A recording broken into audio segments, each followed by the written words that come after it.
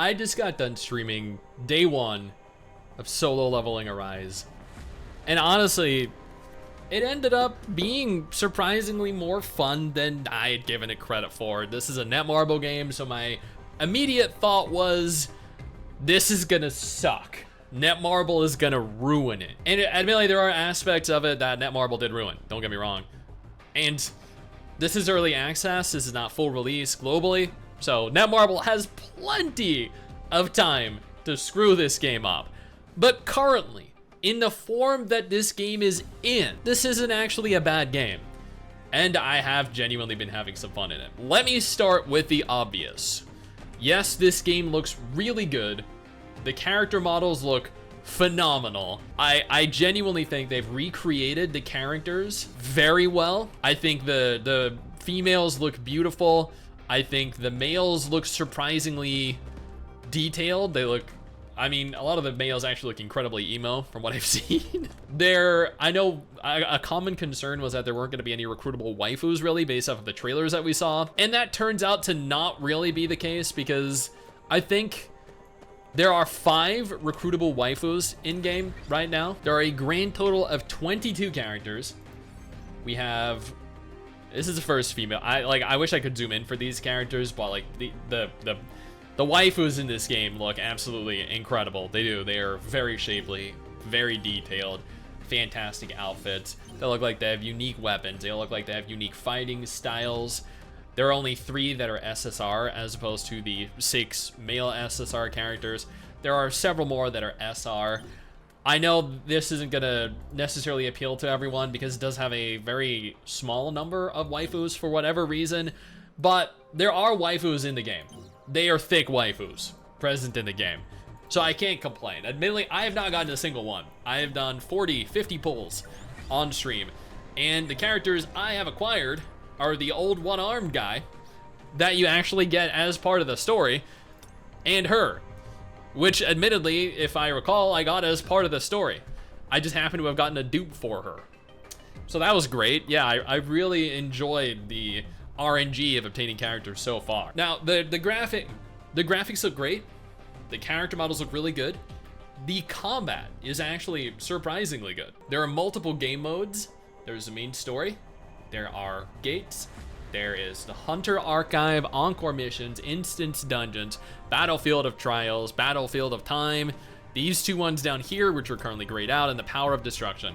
Now, I've only made it through Chapter 5 right now. I am currently locked out of progressing, unfortunately, because as this is a Netmarble game, they love to level gate their content. I have to be level 11 to continue. Now, the only way to hit level 11 is to do side activities, the side content, the daily missions, grind gates, things that I didn't necessarily want to do, but I am forced to do if I want to continue playing the game. That's one of the things I really dislike about this game. That's one of the things I really dislike about Netmarble games overall. Now, there's plenty of story in this game, a little too much, actually, at times. Combat is completely action. I see it all. You have perfect dodges. You have plenty of abilities. The combat is fast, the combat is fluid. Your weapon that you have equipped actually influences your playstyle and the weapon skill that comes with it, which was really surprising to me. I didn't anticipate that being a thing. I was very surprised to find out that I could equip daggers, I could equip a bow, I could equip a gun, or a scythe even. At one point I actually obtained a scythe. Your special abilities change depending on the element, depending on the weapon you have equipped, which is fascinating because your hero, your character, then becomes more of a class than he is a character. And that means that you can fill any role you want to. You can fill the role of a tank, a DPS, you can be range, close range, it doesn't matter.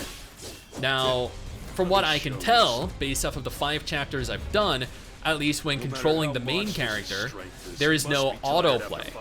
Now, you have auto character or support character usage like this with heals. You have, as you see at the top left of the screen, you can set your camera to auto or manual. But outside of that, there's no auto combat for the majority of the story that I've taken part in, at least with the main character.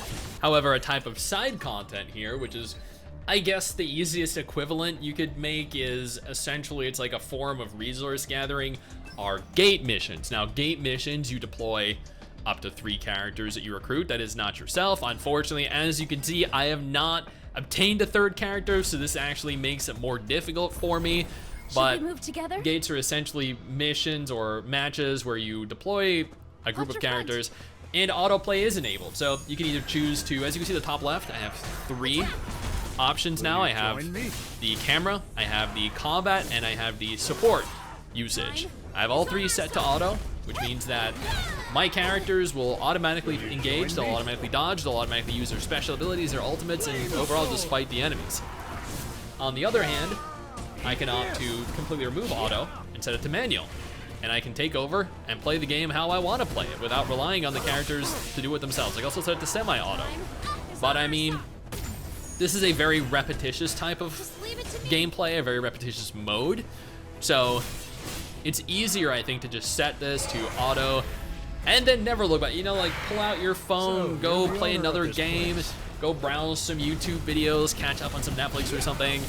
Just periodically tab back in, do the gates as they're available, and then once you've completely finished all of them, move on and actually play the game, because hopefully, theoretically, you should no longer be gated from progression at that point. As you can see, I'm very close to leveling up down there. I literally just need 9 more XP, and I'd be able to continue with the story. But unfortunately, that just isn't the case, because RNG hates me, and it chose to give me 9 XP less than I require. Never mind, I got XP from completing the mission down the bottom, which leveled me up. Thank God. Now I can continue with the story tomorrow on stream, or later today, actually, on stream, over the course of the weekend. Now, I noted each weapon changes your class, and therefore your fighting style, your ability usage. I have a number of SR weapons, because these are all I'm getting. I'm not getting characters, no, I'm getting weapons.